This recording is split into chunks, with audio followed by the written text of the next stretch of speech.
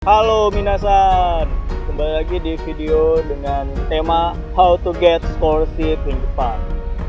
Dan kali ini saya bakal bahas beasiswa dari Jepang juga, dan itu akan saya bahas bersama narasumber saya yang di samping ini dengan Sister Mufli. Sister Mufli di Kyushu ini ngambil master apa sih? Ngambil master di Urban and Environment. Urban and Environmental Engineering ya? Iya, betul sekali. Tadi saya sempat nih ya, karena yang selama ini saya kenal kan beasiswanya itu dari pemerintah Jepang itu adalah Max ya, dari pemerintah pendidikan Jepang. Terus dari Indonesia LPDP. Beasiswa Bu Mufli ini kan bukan Max, bukan LPDP kan ya? Iya. Oke. Itu namanya apa sih Bu? Kebetulan saya dapat beasiswa JICA. JICA. JICA itu kerjasama antara pemerintah Jepang dengan pemerintah negara-negara berkembang. Oh, Jadi gitu. seperti itu.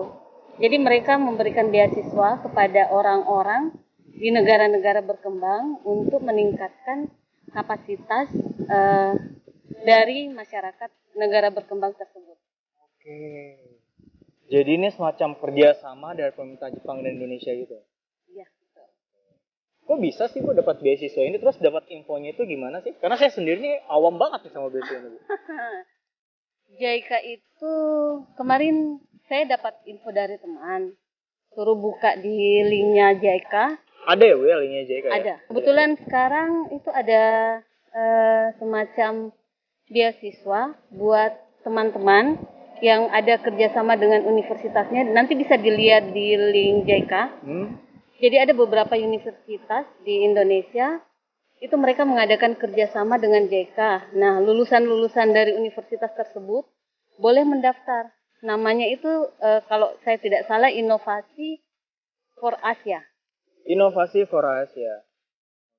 Sebelumnya JICA ini kayak lembaga pemerintahan kah atau perusahaan kah dari Jepang ini? Dia semacam lembaga funding. Oh, funding itu. Iya, memberikan dana bantuan ke negara-negara berkembang, khususnya Indonesia ya. Khusus Indonesia. Indonesia terutama sepertinya kalau di Indonesia itu lebih diutamakan bagi teman-teman dari Indonesia bagian timur Oh, untuk gitu. pengembangan bagian timur. Oke. Jadi untuk ya teman-teman nih yang di Indonesia yang di wilayah bagian timur, ternyata bukan hanya beasiswa Max atau LPDP aja, ini ada beasiswa salah satu beasiswa besar juga dari pemerintah Jepang juga, yang lembaga funding di Jepang namanya JICA, JICA ya Bu ya? Iya. Oke, bukan CINTA ya. Oke, beda ya. Oke, JICA sendiri syarat-syaratnya susah nggak sih Bu?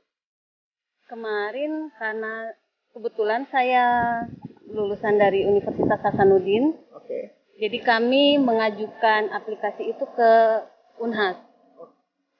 Kemudian Unhas sendiri melakukan seleksi ya.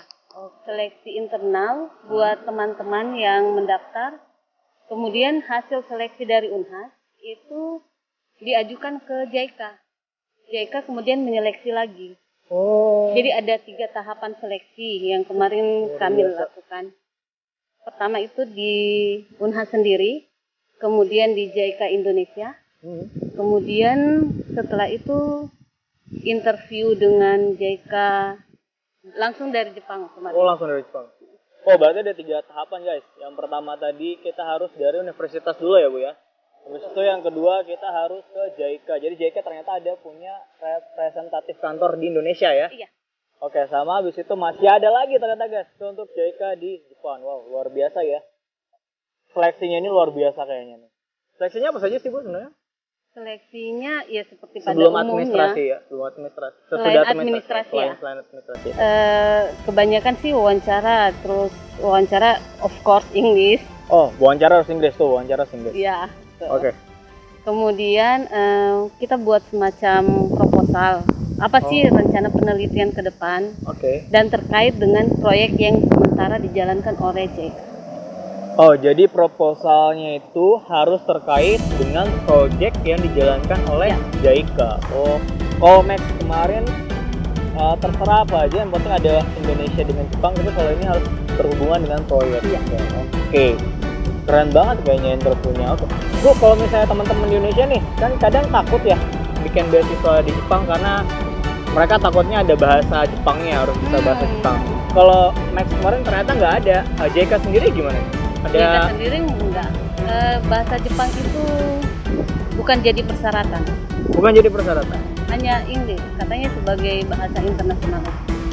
Jadi tetap ya ternyata guys, kita bukan nggak butuh, tapi recommended ya buat kalian yang bisa bahasa Jepang. Cuman untuk tes kayak beasiswa lainnya di Jepang ini, yang penting teman-teman bisa berbahasa Inggris aja itu udah cukup ya. Iya. Berapa lama sih yang di cover oleh JK ini selama kuliah?